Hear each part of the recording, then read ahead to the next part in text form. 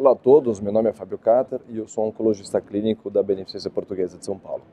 Estamos aqui reunidos então no Congresso Europeu de Oncologia Clínica, a ESMO 2018, e eu vou discorrer um pouquinho sobre os principais assuntos falados em câncer de próstata.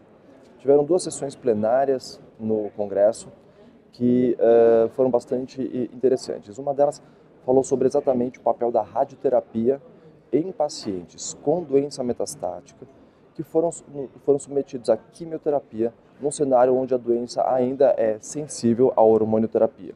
Então, a gente já tinha dados de que quimioterapia dada junto com hormonioterapia em pacientes que acabaram de fazer o diagnóstico de doença metastática tinha repercussão em termos de sobrevida. Agora, sabemos que a adição de radioterapia direcionada ao tumor primário, mesmo no paciente metastático, produz melhora ou ganho de sobrevida, pelo menos no tangente a diminuir a chance dessa doença voltar, e especialmente em pacientes com baixo volume de doença.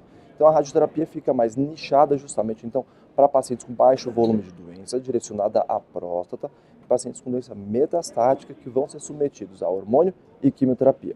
Essa foi uma das sessões plenárias. A outra sessão plenária foi justamente também paciente com câncer de próstata metastático, sensível ao hormônio, ou seja, que vai ser submetido a um primeiro tratamento hormonal.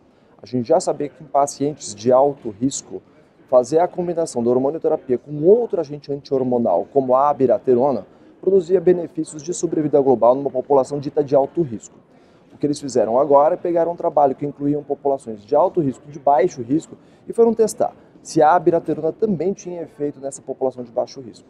E sim, eles encontraram um benefício, um ganho de sobrevida nos pacientes de baixo risco também, submetidos então ao tratamento anti-hormonal com a associação da abiraterona.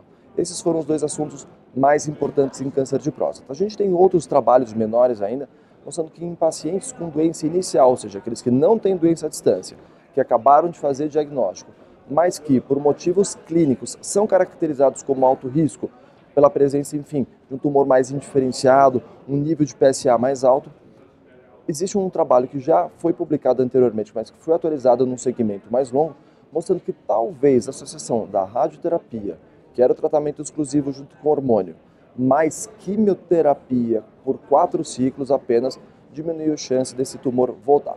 Assunto bastante controverso ainda, mas que vira e mexe, vem em pauta, para a gente saber qual é o papel da quimioterapia em pacientes com doença recém-diagnosticada. Isso acho que é mais uma discussão para o futuro ainda.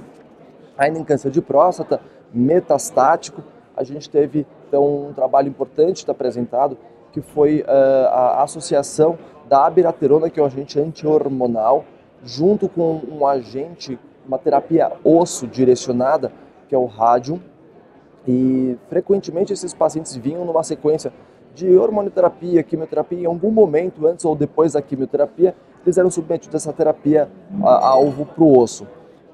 Só que a gente nunca soube qual era o papel das duas juntas. Então esse é um estudo ERA 223, mostrou a associação então da abiraterona com o inibidor de a terapia osso direcionada, falando que a associação foi prejudicial, não teve ganho de sobrevida e muito pelo contrário aumentou a chance de fraturas. Portanto, fica a lição, se você for fazer a abiraterona, não faça com rádio e vice-versa. E por último, um estudo de câncer de próstata também, falando qual que era a melhor sequência, se depois de quimioterapia era melhor entrar num hormônio ou numa outra quimioterapia. Eles conseguiram selecionar pacientes de mais alto risco, mostrando que a sequência quimio-quimio para pacientes de alto risco talvez seja a melhor opção do que quimio e hormonioterapia nesses pacientes de segunda linha para doença metastática. Então, sobre câncer de próstata, é isso que a gente tem. Muito obrigado.